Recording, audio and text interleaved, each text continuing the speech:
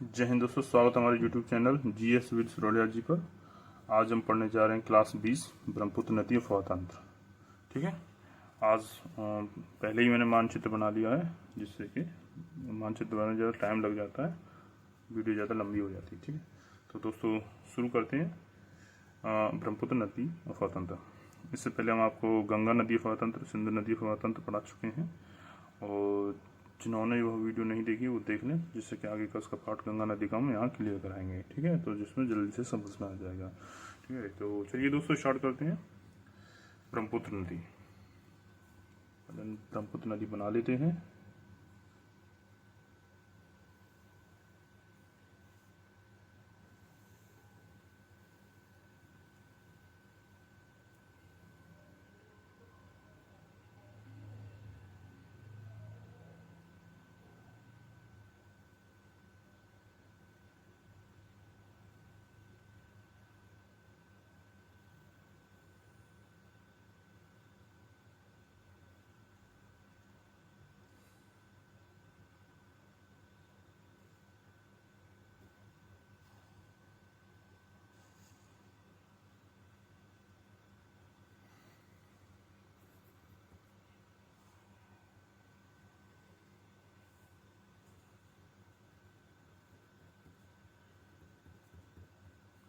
बंगाल की खाड़ी।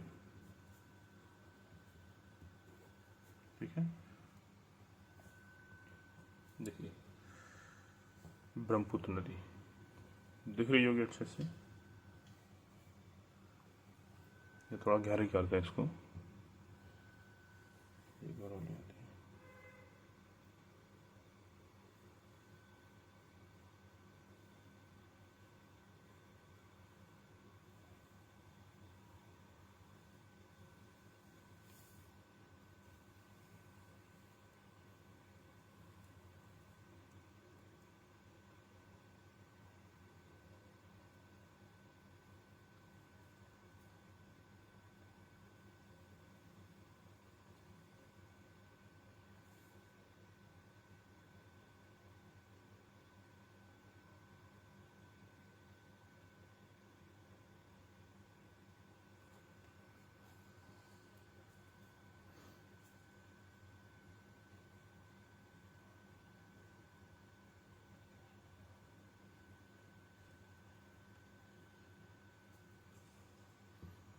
ठीक है, देखिए ब्रह्मपुत्र नदी जो है ये तिब्बत से निकलती है।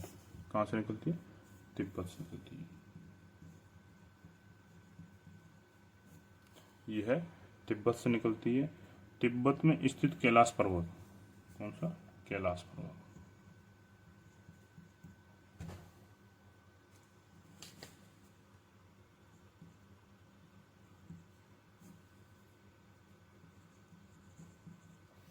कैलाश पर्वत के पास में स्थित एक आपको मानसरोवर झील है।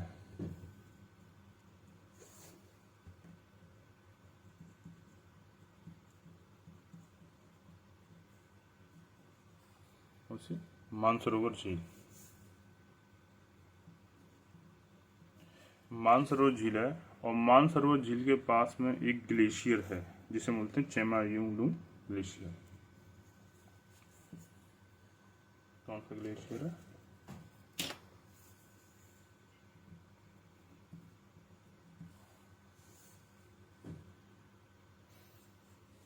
चेमायुंगडुंग।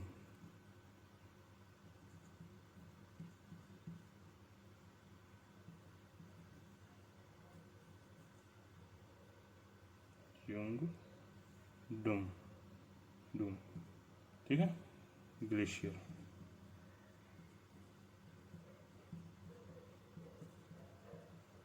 ग्लेशियर यहाँ से निकलती है।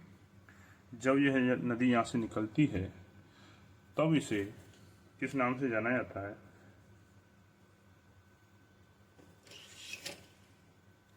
सांगपो नदी।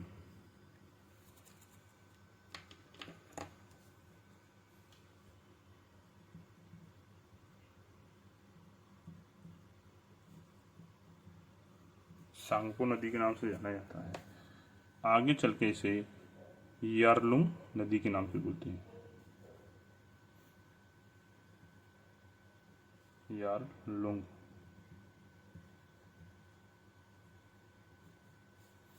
सांगपो।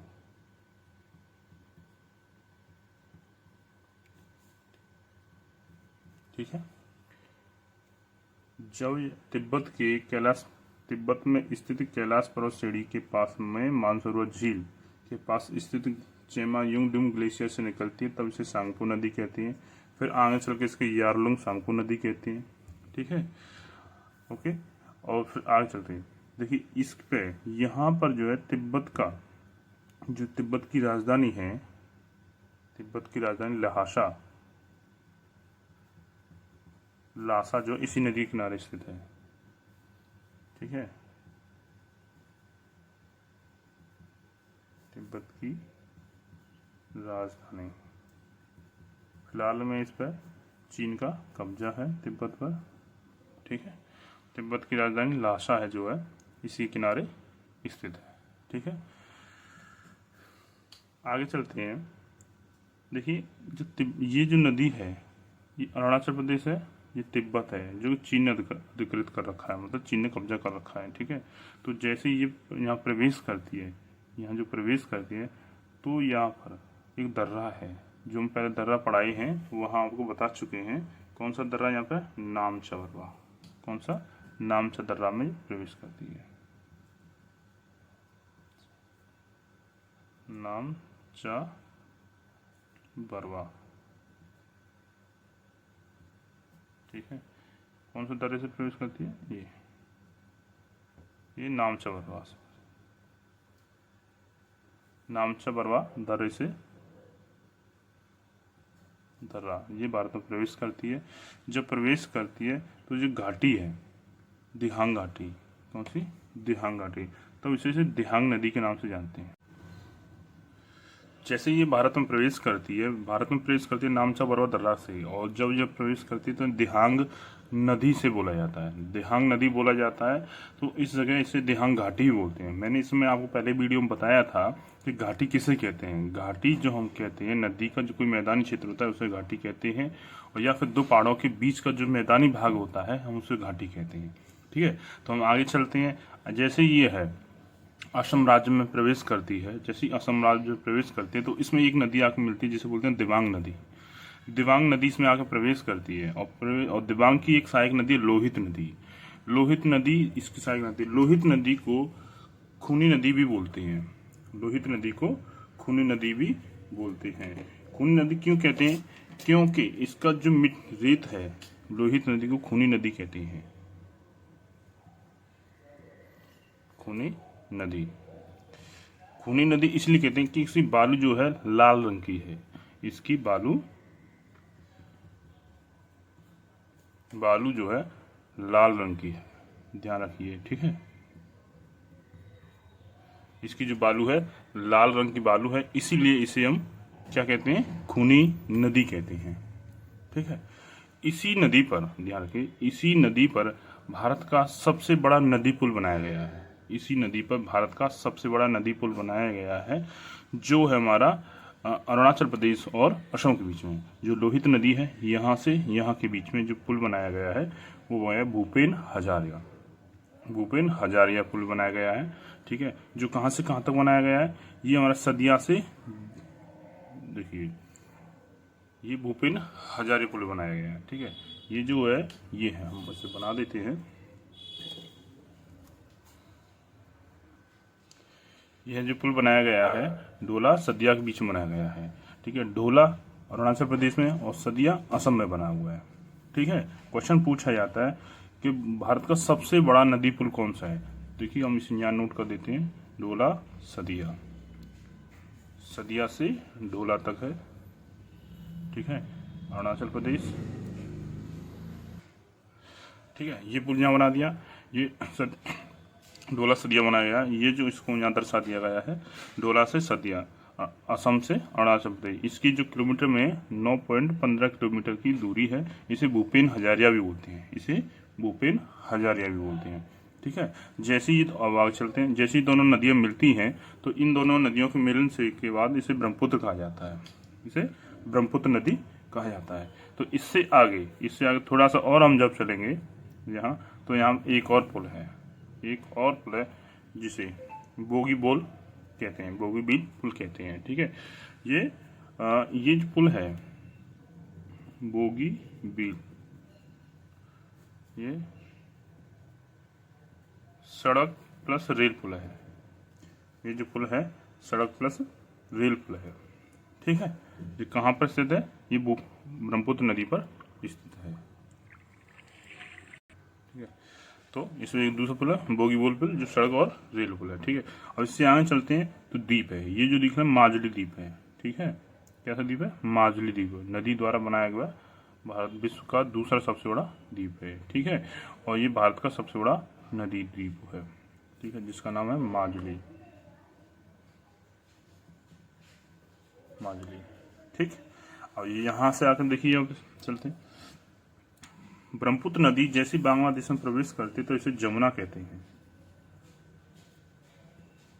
जमुना नदी कहते हैं। ठीक है, जब इसमें गंगा आके मिल जाती है और इधर से आपकी बराक नदी जैसे आ जाती है, तो इस नदी को मेघना कहते हैं। क्या कहते हैं? मेघना, मेघना कहते हैं। ठीक है, इधर से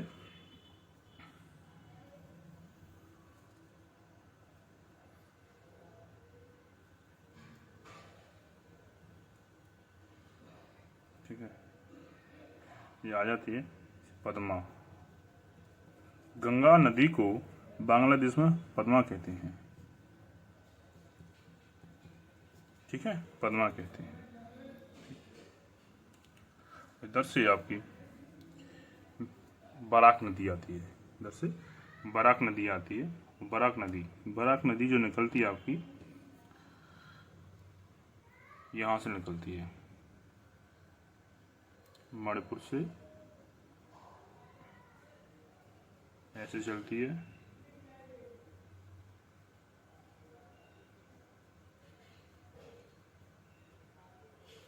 ऐसे। ठीक है,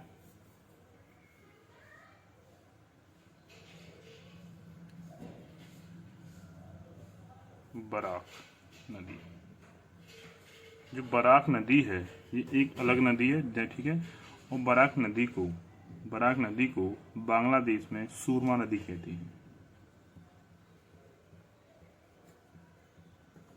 बराक नदी को बांग्लादेश में सूरमा नदी कहती है। ठीक है, तो बराक नदी कहाँ से निकलती है? ये मैंने पहले से ही राज्य बना रखा है, मणिपुर से निकलती है। कहाँ से निकलती है? मणिपुर से निकल के आती है।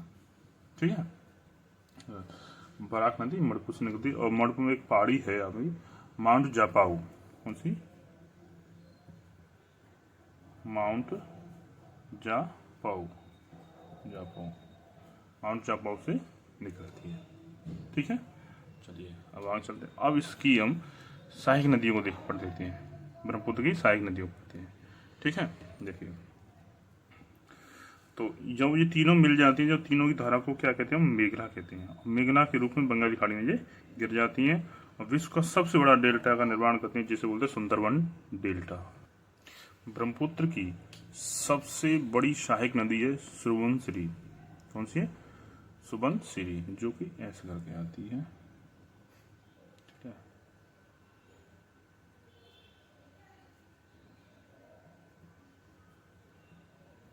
सुबनसिरी नदी। ठीक है, ब्रह्मपुत्र इसकी सबसे बड़ी सहायक नदी। ठीक है, सबसे बड़ी सहायक नदी सुबनसिरी। ठीक है, ओके। फिर इसके पास ही धनसिरी निकलती है, यहाँ इधर साइड से धनसिरी निकलती है। इससे पहले धनसिरी,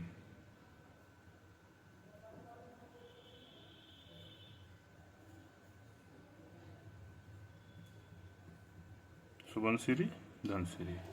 ठीक, अब आगे चलते हैं तो एक कपिली नदी निकलती है। कौन सी? कपिली।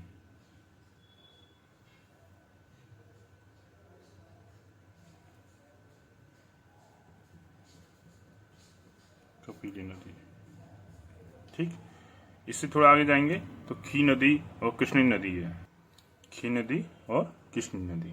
ठीक है, और भूटान से आने वाली इसकी सहायक नदियां, सबसे बड़ी इनमें देखिए मानस नदी,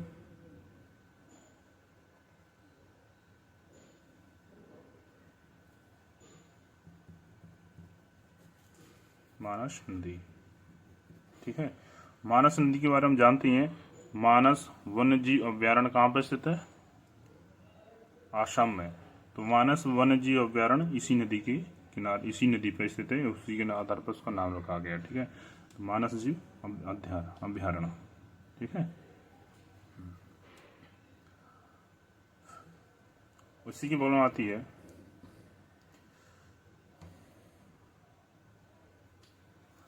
ठीक है,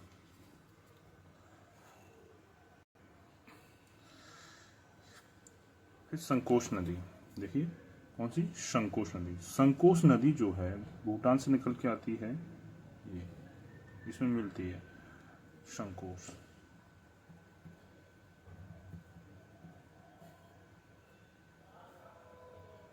ये जो नदी है पश्चिम बंगाल और असम में बॉर्डर सीमा साझा करती है। पश्चिम बंगाल और असम की बॉर्डर सीमा इस साझा करती है। ठीक है, उसके बाद अगली आती है तीस्ता नदी, जो सिक्किम से निकल के आती है हमारी। तीस्ता नदी ये सिक्किम की झेम ग्लेशियर से निकलती है और इसे सिक्किम की जीवन रेखा कहते हैं।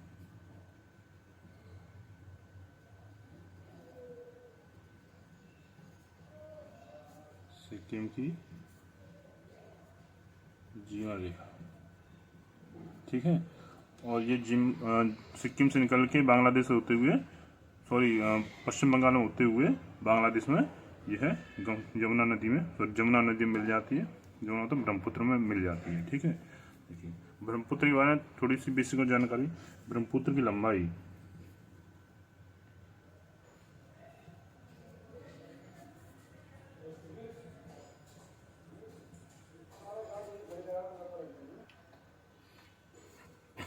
तो इसकी देखिए इसकी जो लंबाई है 2900 किलोमीटर है। ब्रह्मपुत्र की लंबाई 2900 किलोमीटर, भारत की सबसे चौड़ी नदी है। ये भारत की सबसे चौड़ी नदी है। ठीक है, तो ये कंप्लीट हुई और बीच में थोड़ा लाइट जाने के कारण बीच में वीडियो शॉर्ट हो गई, इसलिए दोबारा से रिकॉर्ड करना पड़ा है। तो एक बार मोटा मोटा बता देते हैं स्पीड से। देखिए ब्रह्मपुत्र नदी जो है तिब्बत के कैलाश पर्वत श्रेणी के पास मानसरोवर झील के पास स्थित चेमा युंगडुंग ग्लेशियर से निकलती है तो इसे सांको नदी कहते हैं। आगे चल के इसे यारलुंग सांको नदी कहते हैं। और तिब्बत की राजधानी लहासा इसी के किनारे पर स्थित है। जैसे ही ये भारत में प्रवेश करती है तो अरुणाचल प्रदेश में स्थित नामचा बरवा दर्रा से ये भारत में प्रवेश करती है। जैसे प्रवेश करते हैं तो देहांग घाटी में इसे प्रवेश करते हैं। देहांग घाटी ये नदी, इसे अरुणाचल प्रदेश में देहांग नदी कहते हैं, तो उसकी जो मैदानी भाग है उसे देहांग घाटी कहते हैं। ठीक है, जैसे ये असम राज्य में प्रवेश करती है तो इसमें दो नदी आके मिलती है। इसमें ये नदियाँ दिबांग नदी आके मिलती है और दिबांग नदी में एक नदी आके मिलती है हमारी लोहित नदी। ठीक है, दिबांग की सहायक नदी लोहित, ठीक है, मतलब लोहित मिलती है दिबांग नदी में और दिबांग मिलती है ब्रह्मपुत्र नदी में। लोहित नदी पे भारत का सबसे बड़ा सड़क पुल बना है जो कि डोला से सदिया तक है। ठीक है, डोला सदिया तक है, डोला से सदिया तक है। तो इसकी जो लंबाई है 9.15 किलोमीटर है, 9.15 किलोमीटर है स्थित है। इससे थोड़ा सा आगे आएंगे तो ब्रह्मपुत्र नदी पर हमारे बोगी बील पुल, सड़क पुल और रेल पुल, जो ऊपर जो सड़क है नीचे रेल पुल है। ठीक है, फिर आगे चले माजुली द्वीप है। माजुली से आगे इसकी सबसे बड़ी सहायक नदी जो है सबसे बड़ी सहायक नदी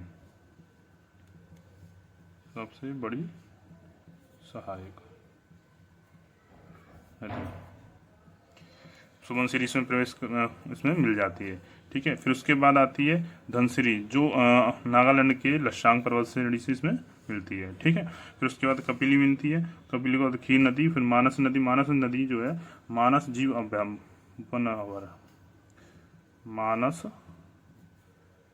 वन्य जीव अभ्यारण्य इसी नदी पे स्थित है। ठीक है, फिर आगे चल के नहीं है यहाँ पे धुबरी, ध्यान रखिए धुबरी ये यहाँ पड़ता है, धुबरी, धुबरी से सदिया, धुबरी से लेके सदिया तक भारत का, धुबरी से सदिया।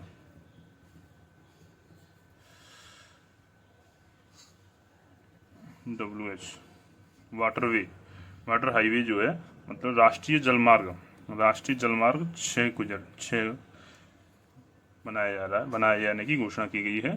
ठीक है, राष्ट्रीय जलमार्ग, ठीक है। तो इसमें राष्ट्रीय जलमार्ग है धुबरी से सदिया था, राष्ट्रीय जलमार्ग 2, राष्ट्रीय जलमार्ग 2 पहले 6 लिख दिया था लेकिन ये 2 है। इसकी जो लंबाई है 891 किलोमीटर की लंबाई है। ठीक है, पहला जो राष्ट्रीय जलमार्ग हमारा गंगा नदी पर है जो इलाहाबाद से सदिया तक और इलाहाबाद से हल्दिया तक है ना। ठीक है, ऐसे जब यहाँ प्रवेश कर जाती है तो तीस्ता नदी जम्मू हिमनद से निकल के आती है और ये सिक्किम में इसमें मिल जाती है। ठीक है, तो ये लगभग सब चीज़ समझ में आ गया। मुख्य पॉइंट है भारत की दूसरी सबसे भारत की सबसे बड़ी चौड़ी नदी है जी। ठीक है, आज के लिए इतना ही, मिलती है दूसरी वीडियो में। जय हिंद दोस्तों।